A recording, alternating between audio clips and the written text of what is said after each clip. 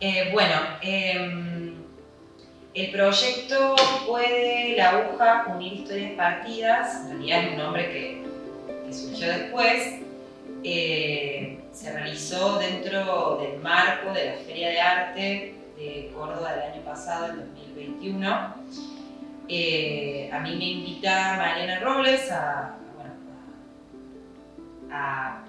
habitar uno de los museos históricos de la ciudad de Córdoba. O sea, la idea era activar otro circuito, que son estos museos históricos, como el Museo San Alberto o el Tejeda, que quedan en pleno casco histórico y bueno, ¿no? O sea, poder incorporarlos dentro de ese circuito, dentro de la escena del arte de Córdoba. A mí, cuando me llaman me cuenta que, bueno, que el museo que me tocaba era el Museo San Alberto.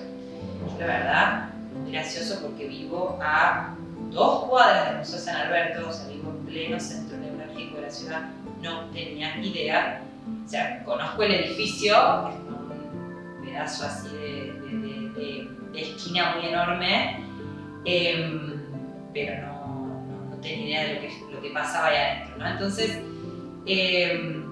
lo que sucedió fue que la idea era presentar un proyecto in situ, que obviamente tuviera que ver con lo que nosotras, porque éramos 5 mujeres en cada uno de los museos, hacíamos.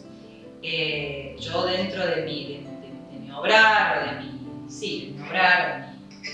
cuerpo de obra, utilizo muchísimo el bordado. Es una práctica que aprendí de mi abuela, que tenía una cedería, entonces, bueno, ¿no? Por supuesto que voy a empatizar, voy a conectar con esas prácticas si encima veo que hay algo de eso en el museo. Entonces, cuando voy al museo, bueno, conozco a las hermanas que trabajaban ahí, conozco a una de las chicas que también trabajaba ahí, y bueno, tuvimos una primera visita, nos mostraron los patios, que eran muy preciosos, digamos. De hecho, la propuesta que a mí me habían dicho era trabajar en el patio. Y cuando llego, vos entras a las salas, ¿no? Me empiezan a contar un poco la historia. Era este Museo San Alberto, pero en realidad se llamó Hogar Real de Niñas Huérfanas, cosa que tampoco yo tenía idea.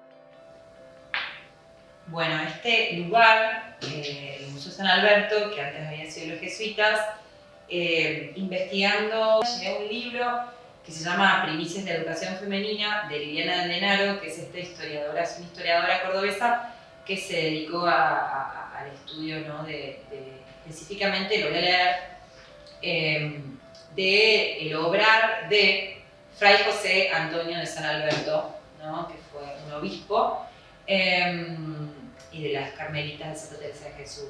De hecho, ahora en ese lugar sigue funcionando un hogar de niñas huérfanas y funciona un colegio que es Las Teresas. Entonces se funda, ¿no? Este lugar, y en realidad, a ver, cuando a mí me llaman para el proyecto, un poco uno va a un lugar y se siente interpelado por aquello que más le llama la atención. Y a mí, honestamente, bueno, me llamó muchísimo la atención que ese lugar haya funcionado como un hogar de niñas huérfanas y que también siga funcionando como un hogar de niñas huérfanas, ¿no? Entonces, un poco desde ese lugar, que fue lo que más me movió, de todo lo que vi en el museo, también le pedí a una de las organizadoras si me podía facilitar la carpeta de los labores, ¿no? de las niñas, y si tenían algún dato de cuáles eran las labores de oficio y artesanales que se hacían en el momento que se fundan, ¿no? En el 1782. Entonces, gracias a Liliana Denaro, que fue la que me facilitó también muchísimo, tuve charlas con ellas por teléfono, ¿no? Con Liliana, y también gracias a las chicas que me facilitaron estas carpetas de los labores, Me doy con que, bueno, también es una cuestión histórica, ¿no? A partir del siglo XV, del siglo XVI, la práctica del bordado y de ciertas labores artesanales se empieza a dar en los colegios de señoritas y de niñas, ¿no? Como también condición a su feminidad, y por ende también el bordado y todas estas prácticas están tan relacionadas, ¿no? Bueno, a lo doméstico, a la esfera privada de la mujer, en su casa, bueno. Entonces me doy con que me encuentro con estas carpetas de labores y me cuentan también ahí que obviamente que estas niñas huérfanas aprendían todas las técnicas de bordado, ¿no? Y que las que tenían como, que parecía que se podían llegar a quedar, ¿no? Como monjas, como hermanas, aprendían las técnicas más elaboradas, como por ejemplo el broderie de oro. Entonces, a mí me llamó la atención, bueno, justamente que se trabaje en esas carpetas de labores, veo que se trabajaba muchísimo el bordado blanco sobre blanco, ¿no? Entonces, me surgió la necesidad de visibilizar a los nombres de estas mujeres, de estas niñas que ocuparon ese espacio, ¿no? Acá en pleno casco histórico de Córdoba. Entonces, en ese momento me puse a buscar los nombres, ¿no? De estas chicas. Liliana de Enaro me dice que las actas de fundación estaban en un fondo de estudio de investigación que estaban en el arzobispado de Córdoba. Yo llamé para sacar un turno.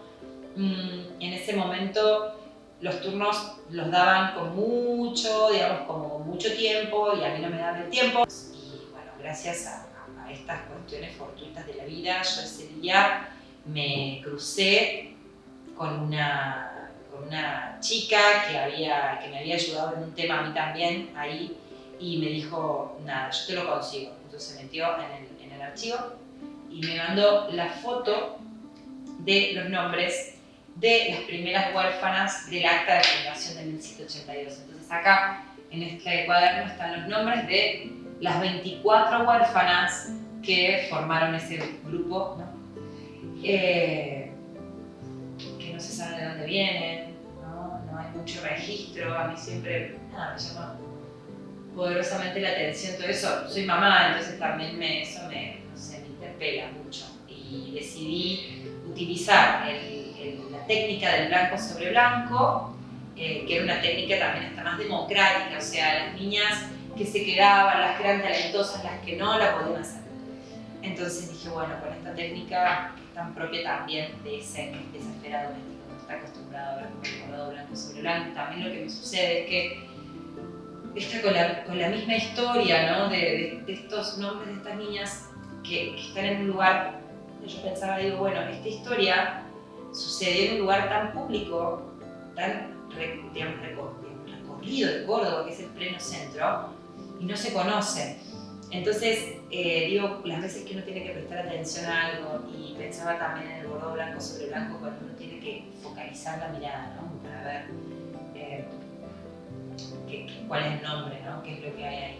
Entonces, bueno, decidí bordar con esta técnica los 24 nombres de estas chicas de 1782. En la estadía que tuve en el museo, convoqué también a amigas artistas que están cruzadas con el bordado. Digamos, la idea fue también accionar un poco tu comunitario, estar ahí bordando. Obviamente que el bordado es una técnica sumamente lenta, así que se bordó lo que se pudo hacer ahí, un poco también habitar y resignificar un espacio. Y después, bueno, obviamente yo lo vengo siguiendo en mi casa.